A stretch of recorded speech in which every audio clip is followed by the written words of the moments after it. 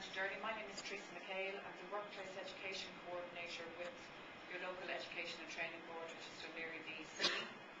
And before I get to the science bit, I'm going to ask you to bear with me just for 1 minute, and I'm going to tell you where I'm going to be next Thursday night.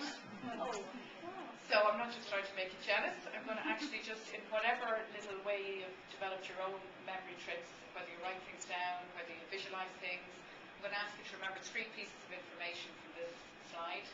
I want you to remember who I'm going to see, where I'm going to see him, and what time I have to be there at. Is that okay? So jot it down if that's what you need to do, or visualise it, whatever it is.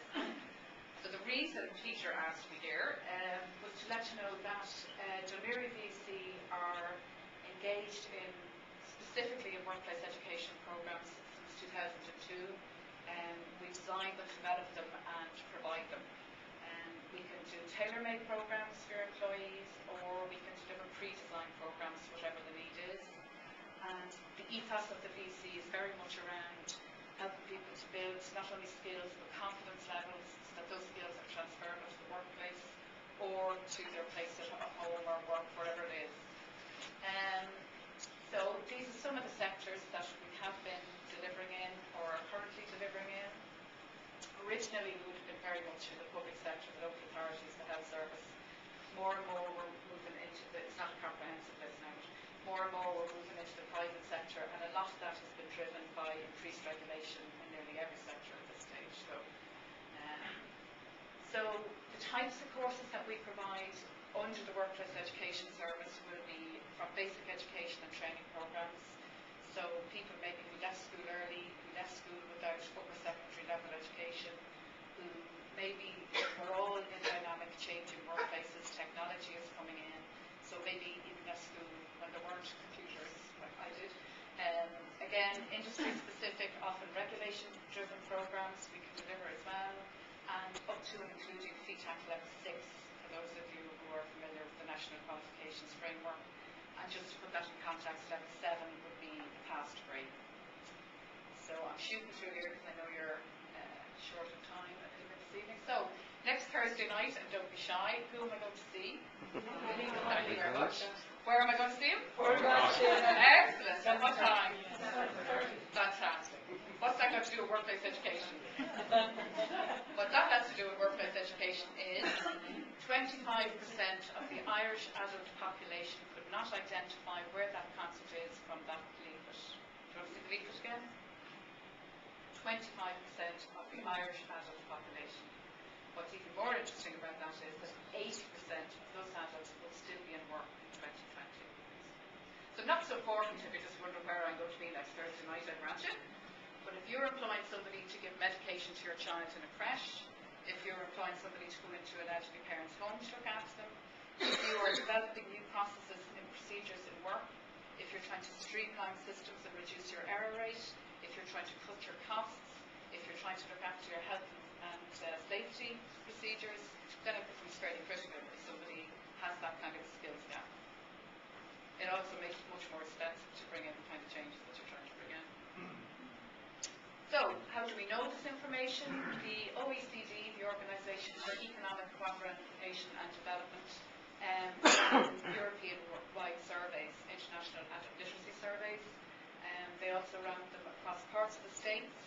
So they're the ones who come up with 25% of adults, and there's another 30% who would struggle with the information. They get there, but they'd struggle trying to get the information. We have the Moser report, which is a committee in the UK that reviewed all the various research in the area of adult basic education. We have the Irish Government White Paper on Adult Education, first White Paper on Adult Education, which said that education and training should be embedded in the workplace. And I think particularly for men, it would be more difficult to engage in workplace education programs. More recently, we have FORFERS and the Expert Skills Group research and strategy reports, so that's very much where we're getting our information from. So, if you're trying to develop changes in work practices, changes in your processes, if you are trying to engage people on in-house training courses, and people are going sick, or they're saying I'm too busy, I can't do it, or holidays are urgently needed, you may be identifying a skills gap. If you have people who obviously have loads of potential workers with you or for you, who are not stepping up to the next level of responsibility, you may be identifying a skills gap. So, how do you fill it? Again, courses that are flexible, that are cost effective, that are quality provision, that again go back to all the strategic reports, embed critical thinking, problem solving, idea generation, and obviously that meet employer and employee needs. So a particular programme that I want to bring to your attention this evening, which I've been speaking to Peter about, is called Skills for Work. And it's free to learners who qualify. Okay, so qualifying learners are. It's fully funded by the Department of Education and Skills, and it's targeted at employees who left school early or with few educational qualifications, maybe didn't bother finishing out the leaving cert for whatever reason. So it's specifically targeted at those employees. For small groups, and it tries to generate a safe, secure learning environment, and so that people can learn it, as I say, in a safe environment. Skills for Work can be used to support your own existing in-house or bought-in education and training programs. So if you have programs you need to get your people through, for instance, maybe at level 5 childcare, you can bring in Skills for Work. We'll discuss it with you and to help build a program that will develop the skills in your employees so that they can go on to take on training that you need them to take. The feedback we've gotten from these programs from employers is that reduced error rates, increased productivity, better capacity to manage change in the employee, and virtually without exception, better employee-employer relations.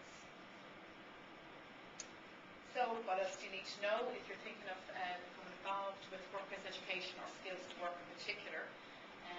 The VEC will give you a dedicated program coordinator, and Skills to Work is more likely than not than myself. We can arrange courses from mornings, afternoons, evenings, on or off company premises. Again, the VEC has colleges and schools and centres of education, so we have plenty of facilities. And we may be able to offer progression courses for employees up to and including CTAC level 3. Okay. So how can your company avail of this opportunity? And if you're a high-tech company, if you're working in an FDA-approved system, have a look around. Have you catering companies working with you? Have you drivers working with you? Have you cleaning companies coming in?